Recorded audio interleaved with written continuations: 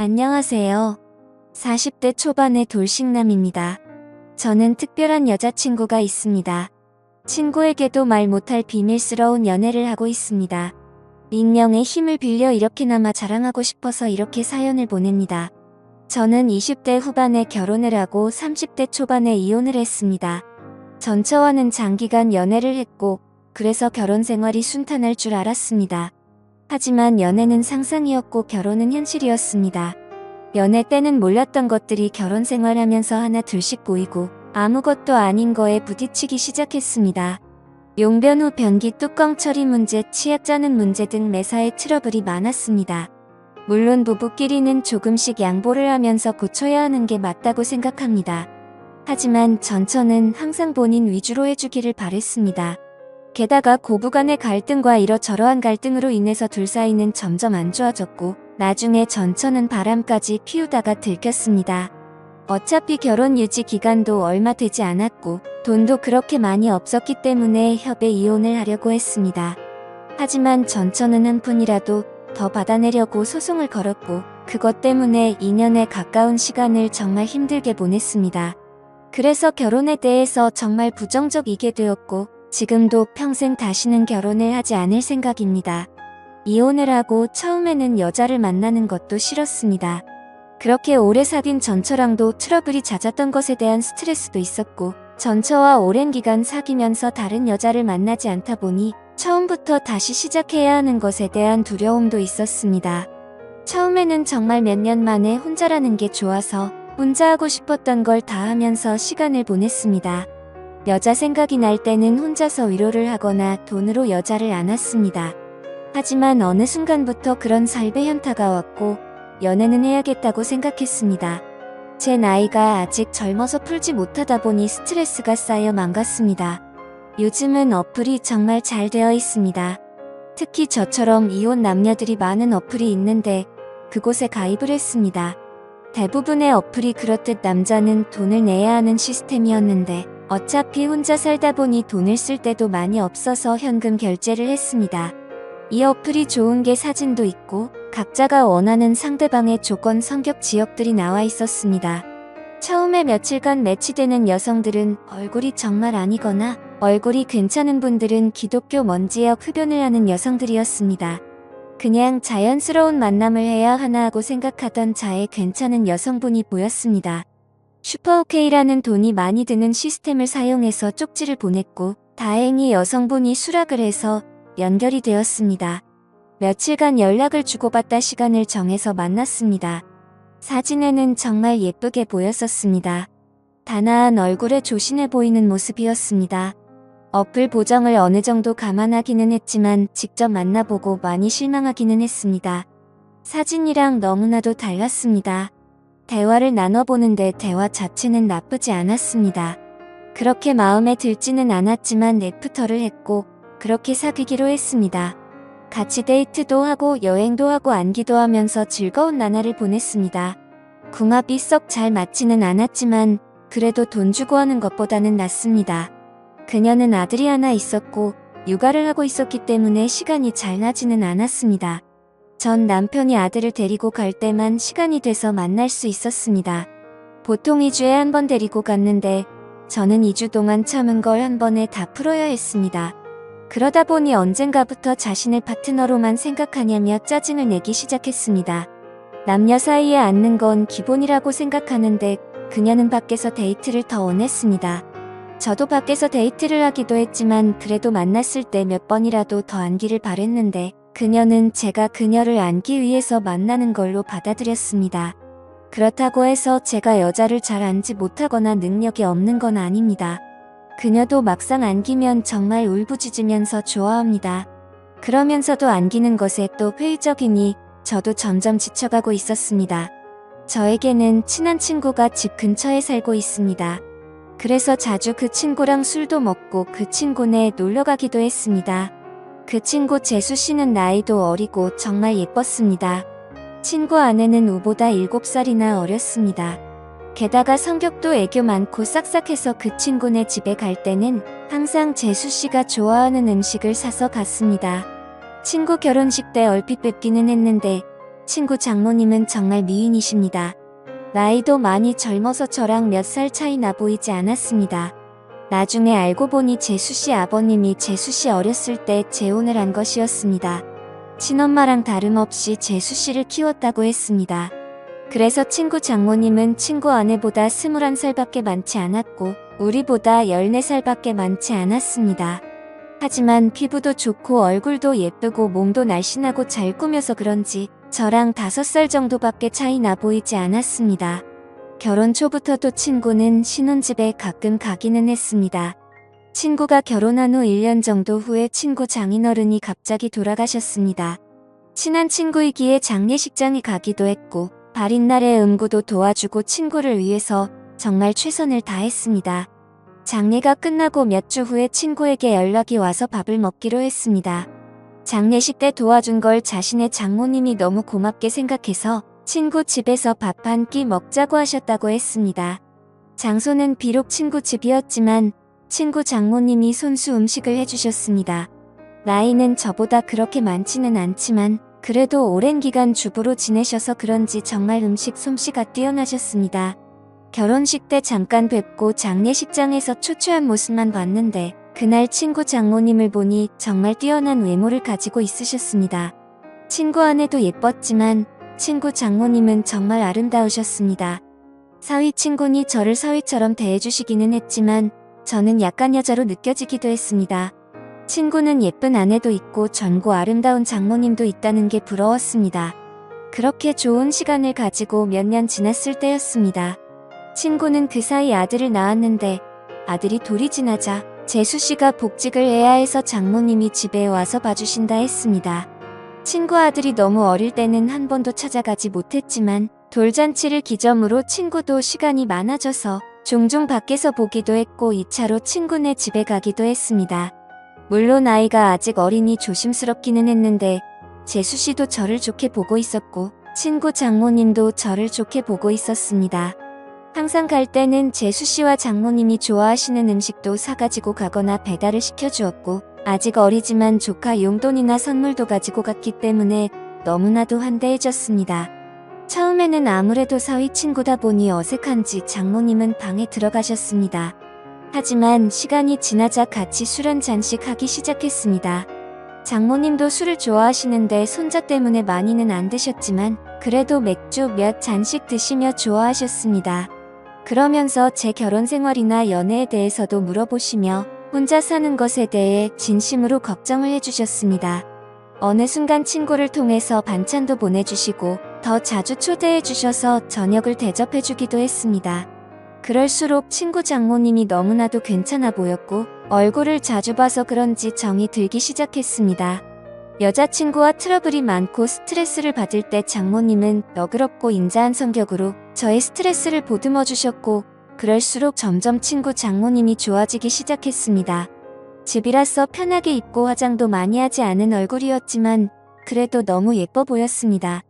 여자친구 외모와는 비교가 되었습니다.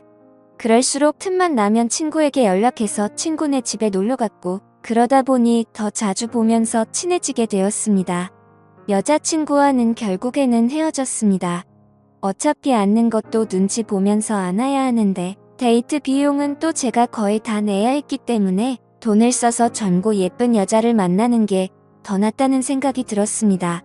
그리고 마음의 친구 장모님이 한번 자리 잡고 나니 여자친구가 마음에 들지 않았습니다. 친구 장모님을 따로 만날 기회가 없었고 항상 친구나 재수씨와 함께 봤기 때문에 제 마음을 표현하기는 힘들었습니다.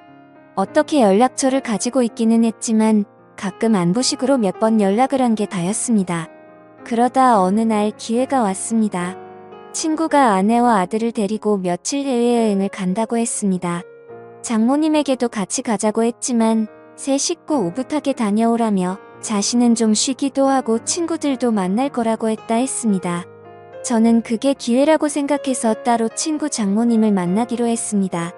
친구가 여행을 간다고 한 날 연락을 했습니다. 친구 여행 가서 혼자 계시느라 심심하지 않으시냐? 그동안 저에게 대접을 잘해주셔서 한번 대접을 하고 싶다고 했습니다. 장모님은 스케줄이 좀 있다고 하셨고 스케줄 없는 날에 그런 맛있는 거 사달라고 하셨습니다. 친구 장모님이 먹고 싶다는 메뉴를 검색해서 일부러 차로 몇십 분 가야 하는 괜찮은 맛집을 알아봤습니다. 장모님도 좋다고 하셨고 제가 차를 몰아 장모님을 태우러 친구네 집으로 갔습니다. 그동안 친구 집에서 편한 모습만 봤었는데 외출을 한다고 꾸민 장모님을 보니 정말 아름다웠습니다. 누가 보면 정말 40대인 줄 알 정도였습니다. 물론 저를 사위 친구로 생각하시고 편하게 나오신 거였지만 저는 꾸민 그녀를 보자 첫 데이트 마냥 심장이 쿵쾅거렸습니다. 우리는 드라이브도 하고 남한강이 보이는 분위기 좋은 곳에서 맛있는 밥도 먹었습니다. 조금이라도 그녀와 더 있고 싶어서 뷰가 좋은 카페에 가서 이야기도 했습니다. 장모님은 이제 손주도 컸고 어린이집 등 하원은 친구나 재수씨도 할 수 있으니 이제 슬슬 친구네와는 따로 살 생각이라고 했습니다. 친구 부부에게도 얘기를 했는데 아직은 같이 살기를 원한다며 아마 혼자 지낼 자신이 걱정돼서 그런 것 같다고 했습니다. 장모님이 친구네 집에 계속 있으면 솔직히 저에게는 전혀 기회가 없기 때문에 저는 맞장구 쳐주는 것처럼 이제 장모님도 따로 사시면서 장모님 인생을 즐기라고 말했습니다. 장모님도 저랑 얘기가 통한다며 좋아했습니다.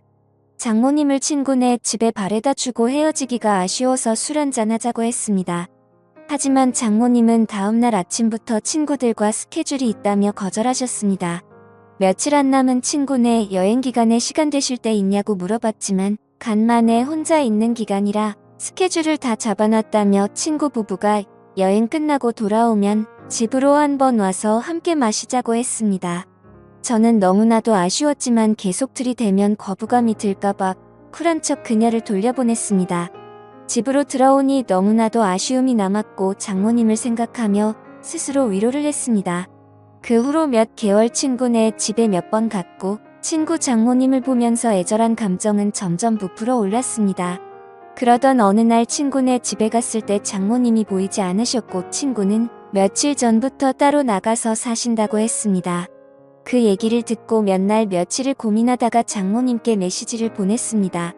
나가 사신다는 얘기를 들었다며 괜찮으시냐고 안부를 물어봤고 장모님은 손주가 눈앞에 아른거리지만 시간적 여유도 있고 육체적으로도 편하다고 했습니다. 이런저런 얘기를 하다가 시간 될 때 같이 식사하자고 했고 그 후로 연락을 더 주고받다가 결국 만나게 되었습니다. 몇 주 만에 만나는 그녀는 정말 아름다웠습니다. 첫 데이트 때보다 더 아름답게 입고 왔고 그 모습에 눈에서 하트가 뿅뿅 나온다는 걸 처음으로 느낄 수 있었습니다. 우리는 소고기집에 가서 한우를 먹으며 술을 한잔했습니다. 그녀는 다음날 스케줄이 없다며 오랜만에 술을 실컷 마시고 싶다고 했습니다. 고기질이 좋으니 술은 술술 들어갔고 장모님도 저도 술에 좀 취했습니다. 장모님은 은근히 제 마음을 알고 있다는 표현을 하면서도 자신이 나이도 있고 관계가 친구 장모님이니 그런 생각은 접으라는 식으로 말했습니다.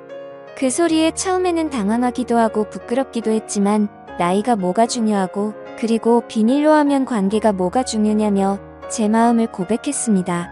어차피 이렇게 끝이 날 거면 제 마음이라도 고백해야 한다고 생각했습니다. 그녀는 제가 술이 좀 과했다며 일어서자 했고 그렇게 그녀를 택시에 태워 돌려보내고 가슴이 너무 아파서 눈물이 났습니다. 이혼 후 정말 좋아하는 첫 여자였는데 친구 장모님이라는 이유 때문에 만날 수 없다는 생각에 가슴이 먹먹했습니다. 친구 장모님이 아니었다면 만남조차 없었을 수도 있겠지만 그런 핑계로 이렇게 까이지 않았을 테니까요. 이렇게 몇 주간 너무 힘든 시간을 보냈습니다. 그러다 술에 취해 그녀에게 연락을 했습니다. 정말 좋아하고 잊으려고 노력해도 잘 안 된다고 한 번만 더 만날 수 있냐고 진심으로 고백했습니다. 며칠간 연락이 없다가 그녀에게서 연락이 왔고 그녀의 집 근처 술집에서 만났습니다. 다시 만난 그녀는 여전히 예쁘고 아름다웠지만 표정은 조금 차가웠습니다. 우리는 한동안 말없이 술만 마셨습니다. 이게 마지막일지도 모른다고 생각하니 너무나도 슬펐고 저는 마지막으로 제 진심을 이야기했습니다. 제 마음을 안 받아줘도 좋고 안 받아준다면 다시는 연락하지 않겠다고 했습니다. 하지만 그녀를 진심으로 좋아하고 사랑한다고 했습니다. 진심 어린 제 말이 통했는지 그녀는 조금씩 미소를 보이기 시작했습니다. 시킨 술 안주도 다 떨어져서 자리에서 일어나자고 말했더니 그녀는 장소를 옮겨서 맥주 한 잔 더 하자고 했습니다. 저는 그 자리가 마지막 자리일 줄 알았는데 그녀의 반응에 놀랍기도 하고 좋기도 했습니다. 맥주집으로 자리를 옮겼는데 이전 술집에서와는 다른 그녀의 표정과 몸짓이었습니다. 말은 안 했지만 그녀도 저에게 호감이 있는 것처럼 보였고 그녀는 저에게 호의적이었습니다. 우리는 맥주를 쉴 새 없이 많이 먹었고 정말 술이 많이 취했습니다. 중간중간 기억이 나지 않지만 정신을 차렸을 때 우리는 그녀의 집에서 마주하고 있었고 그렇게 우리의 사랑이 시작되었습니다. 다음날 그녀의 집에서 늦잠을 자고 숙취로 머리가 아팠습니다. 하지만 어젯밤 그녀를 안았던 것이 문득문득 떠오르기도 했고 그토록 원했던 그녀를 안았다는 사실이 꿈만 같았습니다. 거실에 나가보니 그녀는 벌써 북어국을 끓이고 있었고 우리는 말없이 밥을 함께 먹었습니다. 밥을 다 먹고 제가 어젯밤 이야기를 꺼냈고 그녀가 대답해 주었습니다. 사실 어제 술집에 나갈 때만 해도 제가 싫지는 않았지만 사위 친구랑 사귈 수 없으니 거절을 하려고 했습니다. 하지만 제 고백에서 진심이 느껴졌고 그게 너무 귀엽고 사랑스러웠다고 합니다. 아직 결정을 내리기 힘들어 맥주집에 간 건데 저의 대화와 생각에서 자신도 확신이 섰다며 술에 취한 저를 꼬신 건 자신이라며 웃으면서 얘기했습니다. 역시 젊어서 그런지 정말 좋았다며 칭찬도 아끼지 않았습니다. 그 후로 우리는 연인이 되었고 서로의 집을 오가며 사랑을 키워 나누고 있습니다. 그렇게 그녀와 사랑을 시작을 키워나가고 비밀스러운 관계가 된 지 1년이 되어갑니다.